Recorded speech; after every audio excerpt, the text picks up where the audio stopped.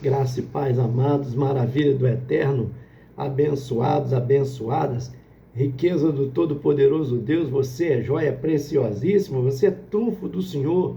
Sim, não é à toa que eu digo, corra linda do Senhor, mais um café com Deus, com o pastor Maurício Loureiro.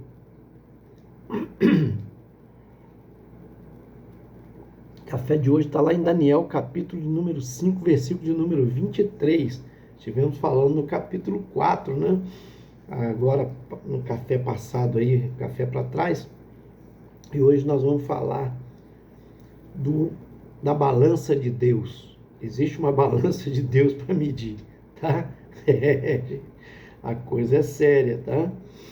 Bom, você sabe que o Café com Deus é uma porção da palavra de Deus explicada, oração por você, sim, você e sua família. Muito obrigado você que tem dado um gostei, aquele likezinho, né, aquela curtida, você que faz comentário no nosso canal, pedido de oração, também você que compartilha os nossos vídeos, me ajuda bastante. Não esquece de compartilhar para amigos que estão precisando, para o grupo da família, do estudo, né? Do trabalho, da igreja, ok? Dos negócios, porque nos ajuda bastante. Café com Deus é um poder de evangelização. Hoje mesmo, ontem, aliás, tive convite, pedido de amizade, né, de pessoas lá do outro lado do mundo, lá do Japão, para você ter uma ideia. Então são pessoas que às vezes estão trabalhando lá, pode ser até um brasileiro, né?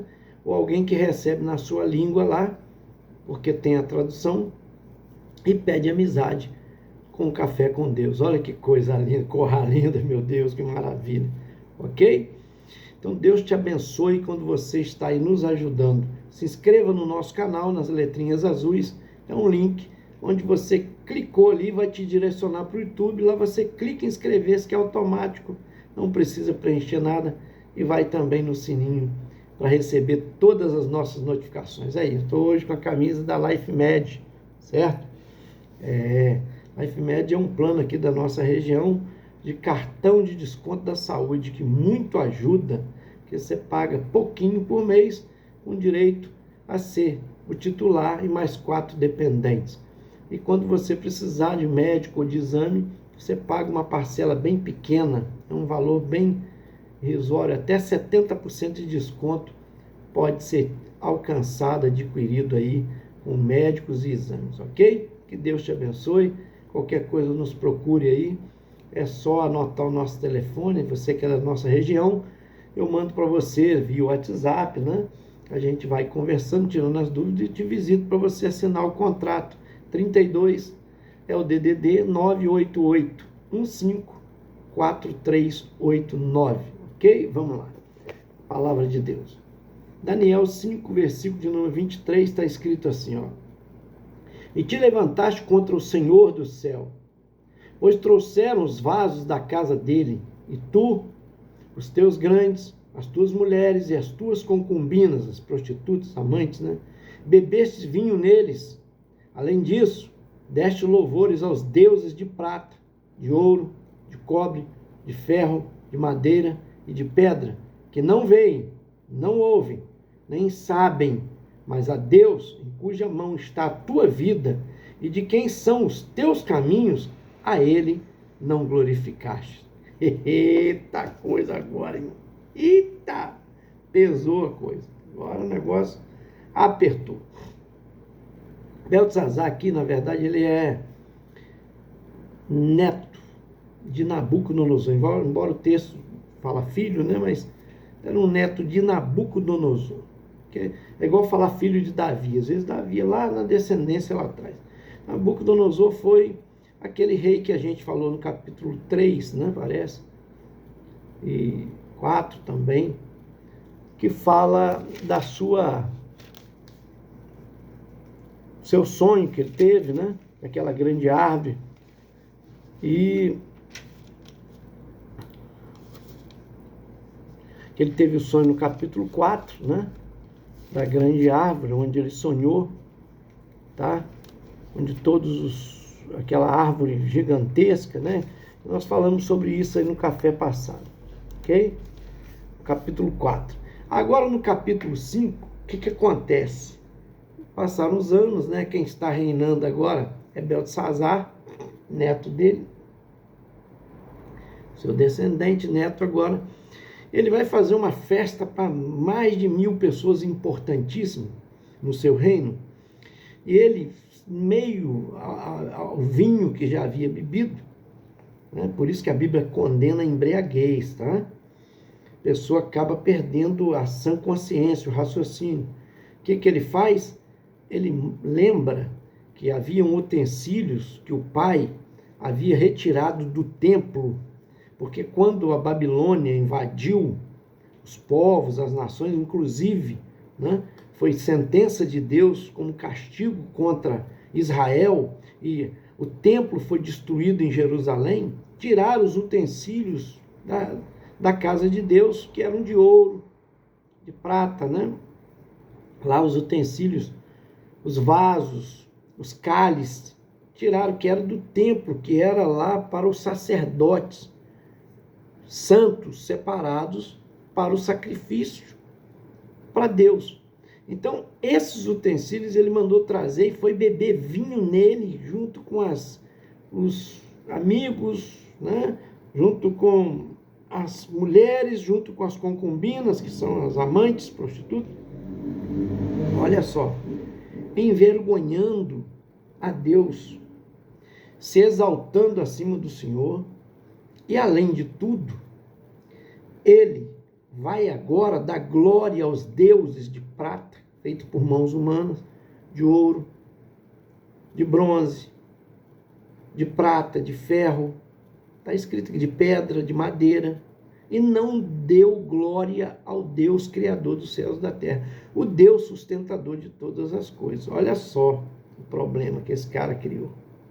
De repente, quando ele está lá em meio, sua bebedeira, tomando, né, cálice sagrado, no cálice sagrado daquela bebida, ele olha para a parede e começa a ver uma mão, só uma mão, escrevendo algo, né, numa língua lá, que ele não entendia.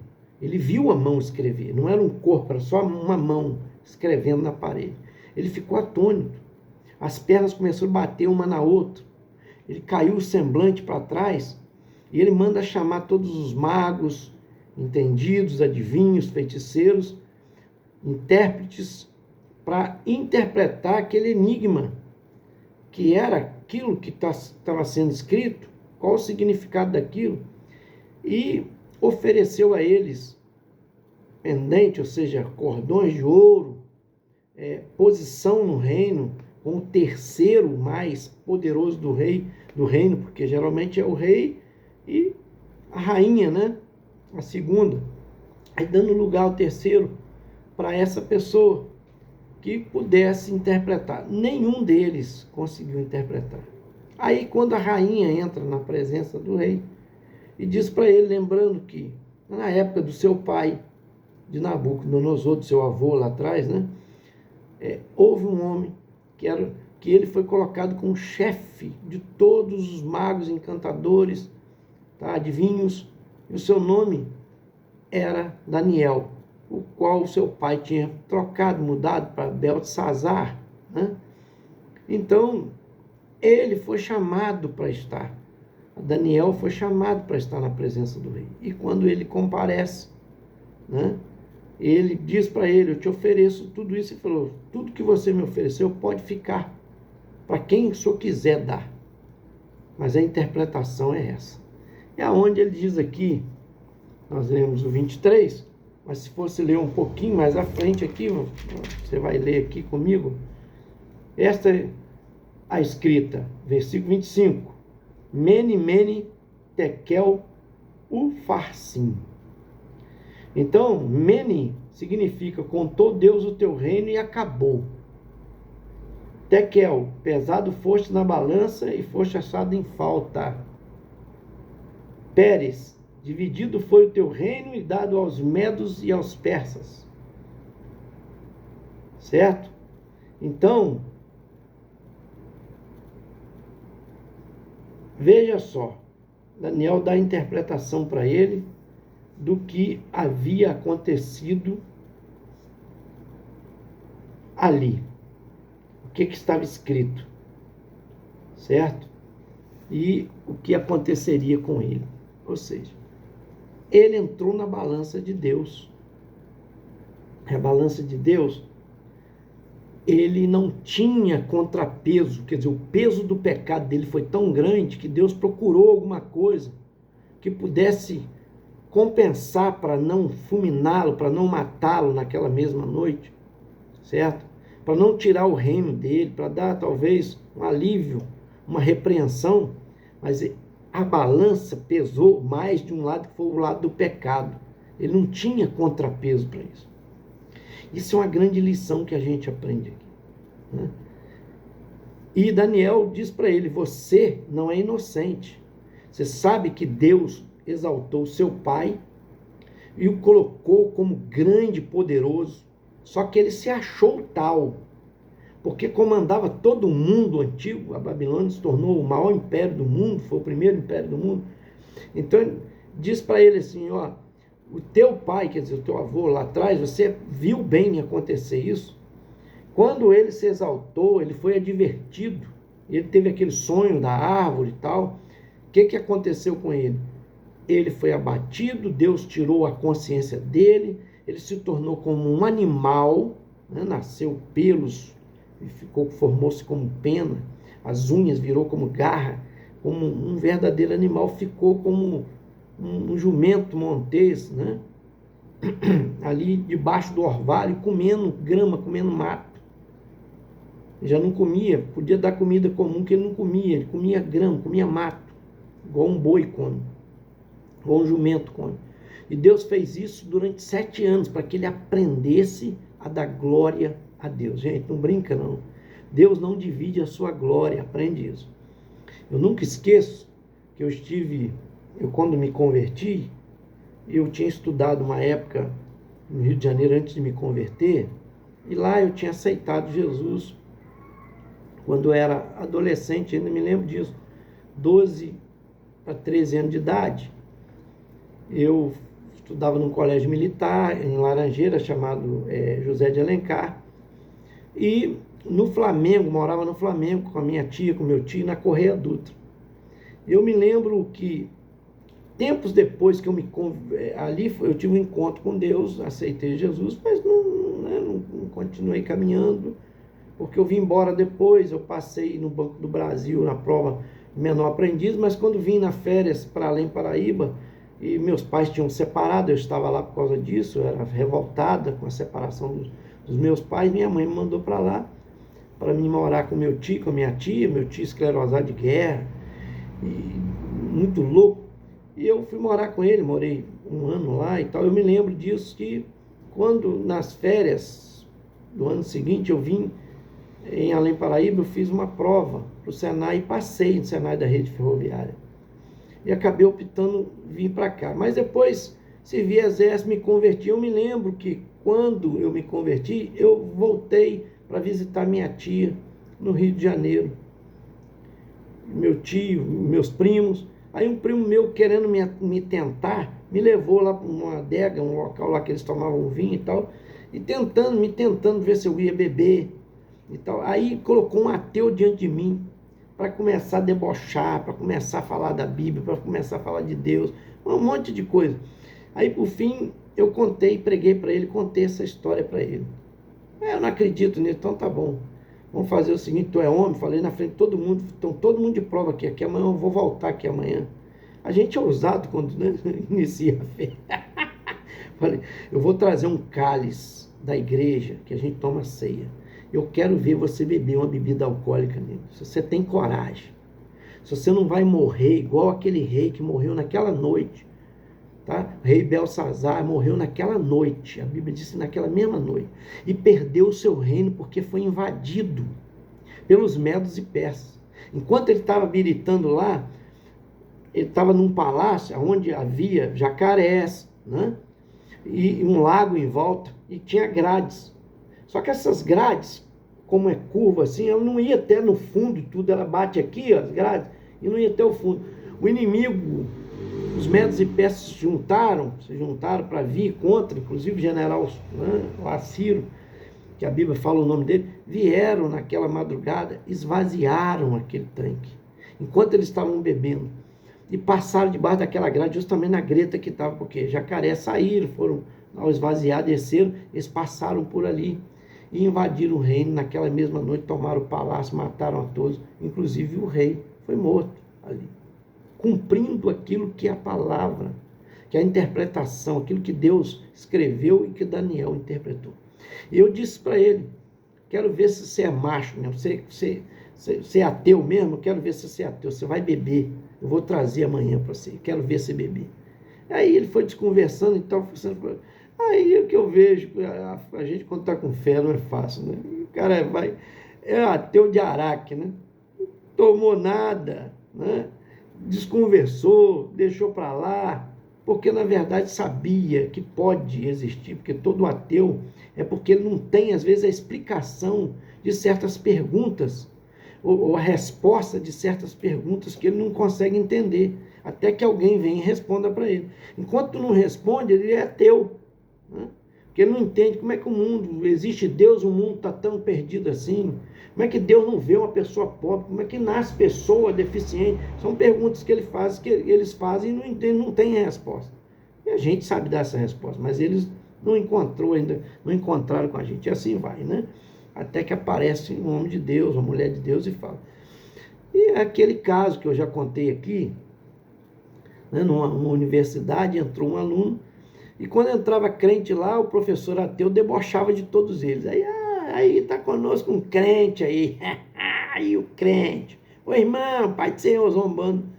Só que aquele crente era aquele crente que tem experiência com Deus, né? E aí o professor começou a desafiar, tu é crente? Então tá bom, Deus existe? Falou, existe, sim senhor. Tanto existe que hoje eu falei com ele. Aí, gente, é um crente aí falando que Deus existe, falou com ele, olha só. Aí ele puxou da gaveta um ovo cru. Falou, então tá, se seu Deus existe, eu vou soltar esse ovo aqui no chão, ele vai bater no chão e não vai quebrar, porque ele é Deus, certo? Ele não vai deixar esse ovo quebrar. Se esse ovo quebrar, teu Deus não existe, é Deus de Araque. Eu falei, tá bom, professor, eu aceito o desafio, mas antes o senhor deixa eu fazer uma oração. Aí, gente, ele quer orar, vamos ouvir o irmão orar, zombando do crente. Por isso que eu falo, cada 10 que entra na universidade crente, 8 se desvia, tá? Precisa ter experiência com Deus, porque o diabo usa muitos professores, muita gente lá para doutrinar, a verdade é essa, tá? Eu não sou contra faculdade não, acho que deve fazer, mas se prepara, porque você vai... Eu conheço muita gente que entrou lá sendo crente, saiu de lá ateu, tá? Vamos lá. Escuta essa. Eu já fui desafiado por professor, até em faculdade, até fazendo, né, segundo grau e tudo mais. Então você imagina. Olha essa, escuta. Aí, irmão, vamos ouvir a oração dele. Tá bom. Falou, Senhor, esse homem não te conhece, eu te conheço. Ele está desafiando, não é a mim não, ele está desafiando o Senhor. Porque esse professor está dizendo aí que ele vai soltar esse ovo, e esse ovo vai quebrar, ele está dizendo, porque o Senhor não existe. Mas como eu creio que o Senhor existe, então esse ovo, ele vai soltar esse ovo não vai quebrar, ele vai bater no chão, vai rolar como uma bola, e não vai quebrar, esse ovo cru não vai quebrar. Mas, imediatamente, só mata ele, aos olhos de todos aqui. Tá bom? Em nome de Jesus. Falou com o professor, agora, professor, pode soltar o ovo. Professor, não, peraí. Não estava combinado esse negócio de matar, o que é isso? Ô professor, o senhor disse que Deus não existe, o senhor está zombando de Deus. Se não existe, qual o problema? Solta o ovo, que o ovo vai quebrar. Se o senhor acredita que ele não existe, você não vai morrer. Agora, se existe um Deus no céu, e eu sei que ele está vivo, e hoje eu falei com ele, você vai morrer. Então você pode soltar o ovo, você não acredita nele, que ele existe. Solta o ovo, professor. Aí o professor começou a suar, começou a jogar o ovo de uma mão para a outra, Não, não, irmão, que isso, esse negócio dessa conversa aí, não estava tratado assim. Não, não tem trato não, professor. O senhor desafiou a Deus, o senhor falou que ele não existe. Então, se o senhor acredita que ele não existe, o senhor é ateu, solta o ovo. Não, não, gente, enfiou o ovo na gaveta, vamos voltar para a aula, que a brincadeira estava boa, pronto. Nunca mais aquele professor pôde dar aula mais ali, porque toda vez que aquele professor saía no recreio, em qualquer lugar, as pessoas diziam para ele assim: solta o ovo, professor, ô professor, solta o ovo, porque ele não tinha conhecido um verdadeiro crente, em alguém que acredita verdadeiramente em Deus. Irmãos, não brinca com Deus, não. Falo, brinca com todo. Cuidado, você que é altivo, que é autoritário, você que acha que é dono do seu nariz, você que acha que está com o rei na barriga, cuidado. Existe um Deus no céu, a Bíblia diz que ele abate o altivo, todo soberbo ele abate. Ele fez isso com Nabucodonosor e fez isso com Beltesazar. Espera aí, você está pensando que você é quem? Você age até onde eu quero permitir agir. É assim que Deus faz. Igual você está vendo gente grande aí fazendo o que quer e acha que Deus não está vendo. Escuta, aguarde. Você verá o fim dessas pessoas. Existe um Deus no céu, gente. E existe um povo que está orando. E olha, ai desse pessoal, cuidado, tá? É o que o Daniel dizia, se arrepende. Daniel falou isso para Nabucodonosor, se arrepende. Ou seja, está em tempo ainda. E aqui não teve tempo, porque o outro já teve exemplo. Mas o que? Foi debochar de Deus. Foi zombar, pegando aquilo que é sagrado para colocar com o imundo. Certo? Na bebedeira, no deboche, e ainda adorando outros deuses que nada são. Pronto, afrontou quem? Ao próprio Deus. Então, meu amado, minha amada, se você conhece alguém assim, diga para ele, olha, se arrepende, muda, enquanto é tempo, porque as consequências virão. Existe um Deus todo-poderoso e verdadeiro, que não dormita, ou seja, não cochila e nem dorme. Ele está vendo tudo está na palma da sua mão. E a conta vai chegar, a balança dele existe. Olha o contrapeso, hein? O que você está fazendo para contrabalancear o seu pecado? Cuidado. Se arrepende enquanto é tempo. Se volte para o Senhor. Não é à toa que esse Deus deu o seu único filho por nós. Porque isso é prova de amor. Isso daí é inexplicável, gente. Então se renda a Ele, deixa Jesus reinar no seu coração. Ele é o Rei dos Reis, Ele é o Senhor dos Senhores, Ele é o Todo-Poderoso. É o Pai, é o Filho e o Espírito Santo, é o nosso Deus. Então se renda a Ele, deixe o Senhor governar a sua vida. Não seja soberbo, nem altivo, nem orgulhoso, porque senão Deus vai te abater, vai te quebrar. Mas se humilhe perante a mão potente de Deus. E diz a Bíblia que Ele te exaltará. Recebe aí. Eu quero orar por você. Pai, muito obrigado por essas vidas que nos acompanham no Café com Deus. Pedindo a Tua graça, Senhor, sobre as suas vidas. Convertendo os seus corações ao Espírito Santo. Aquele que tem um coração de pedra, duro. Só tem um martelo para esmiuçar essa penha, essa rocha. Em nome de Jesus. Obrigado pelo testemunho da pastora Rosaura Marques. E diz que a sua sobrinha já saiu do hospital, que o Senhor atendeu as nossas orações. Obrigado.